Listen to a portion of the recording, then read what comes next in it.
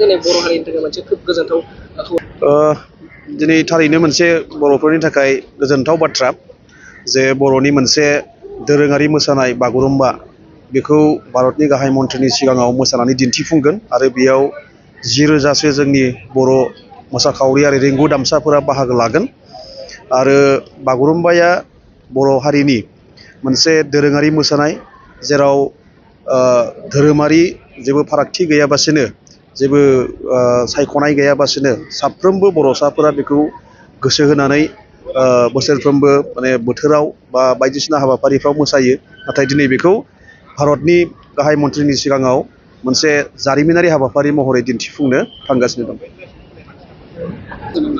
सोरगिदिं नायोबा गुवाहाटि नोगोर जोंनि आसामनिनो मोनसे उथुमाय होनना बुंगोन जेखौ राजथावनियाव दिनै बर'नि मोनसे दोरोङारि मोसानायखौ दिन्थिफुंनाया थारैनो गोग्गाथाव बाथ्रा। बियो बर'फोरल' नङा जोंनि सारा आसामनि मानसिफोर आरो दुलाराय हादरनि मानसिफोरनि थाखायनो दिनै बियो मोनसे नायथावना मोनसे हाबाफारि आरो दिनैल' नङा दिनै दा गुबै हाबाफारिया जागोन नाथाय जेब्लानिफ्राय तालिमा जागायजेनदों रिहार्सेलआ जागायजेनदों बे समनिफ्रायनो बे हाबाफारिनि फोसावथाया ससियेल मिडियानि गेजेरजों बा सुबुं बिजोंनि गेजेरजों मैखोमै फोसावजागासिनो दङ आरो बियो बयनिबो नोजोरखौ बोनो हादों।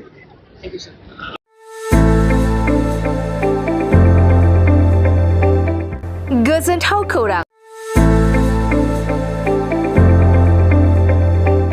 क'क्राझार सहरनि साखाथियाव थानाय तितागुरि मानास पाब्लिक स्कुला लानानै फैदों गोजोनथाव खौरां।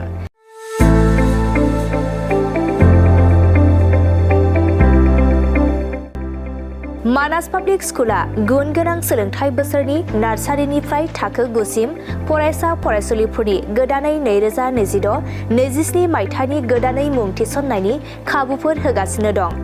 गुन गोनां सोलोंथाइ होनायजों लोगोसे तितागुरि मानास पाब्लिक स्कुलाव basic computer education, English speaking environment आरो मोजां सोलोंथाइ गोनां फोरोंगिरिफोर दं। फरायसा फरायसुलिफोरनि थाखाय सोलोंथाइ लानायजों गोबां मोजां खाबुफोर दं जेरै यगानि खाबु आरो हिन्जावसा आरो हौवासाफोरनि थानायनि थाखाय सेपारेट हस्टेलनिबो खाबुफोर दं। नोंथाङा आबुङै मिथिबावनो थाखाय थोंजोङै नैबे 60008532886000489621 आरो 9101008849 जानबुं नम्बराव खौरां लाहरनो हागोन।